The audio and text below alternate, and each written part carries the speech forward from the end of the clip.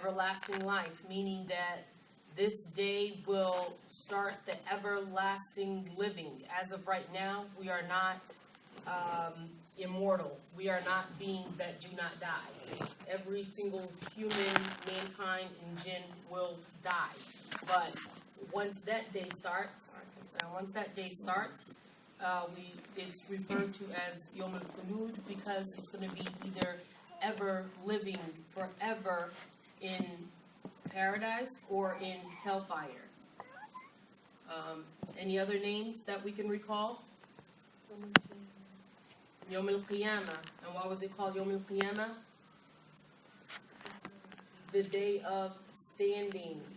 And for some people, 50,000 years.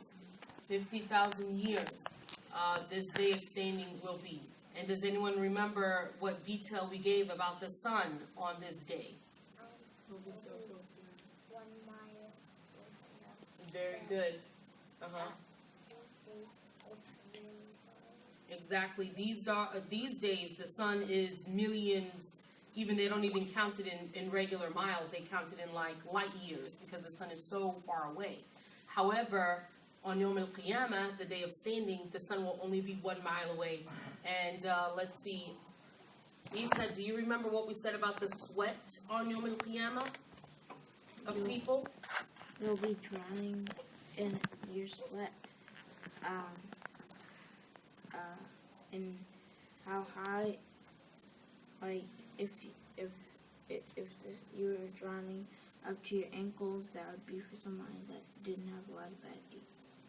But if you had a lot of bad deeds, that you'd be drowning in your sweat like up to your forehead and stuff.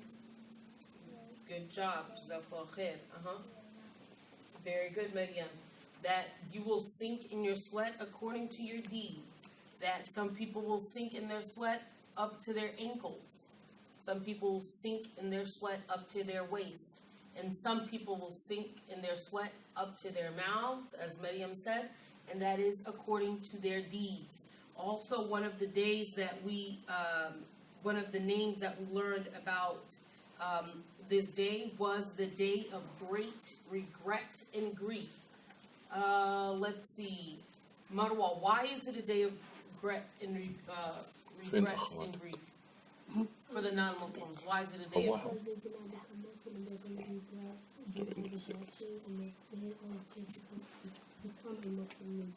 Okay, in Arwa, why would Muslims have regret and grief on that day? Because they could have done something better.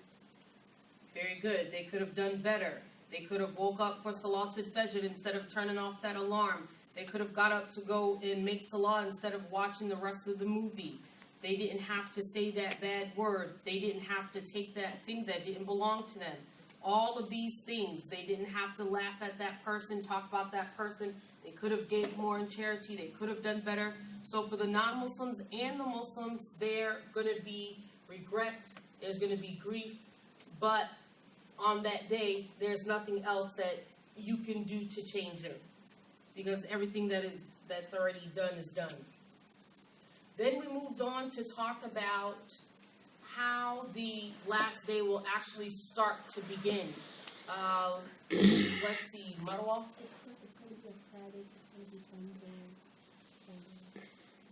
It's going to be on a Friday. Okay, very good. Amen. Do you remember who was the angel that will be involved with the trumpet? Israfil. Israfil, angel Israfil. Let's see. Isa, do you remember any details about Israfil that we spoke about? Yeah, he's ready to blow the horn, and that he doesn't want to blink because he doesn't want to miss his command, and he's ready. His breath is ready to blow the horn. Excellent, excellent. So, since the time Allah has created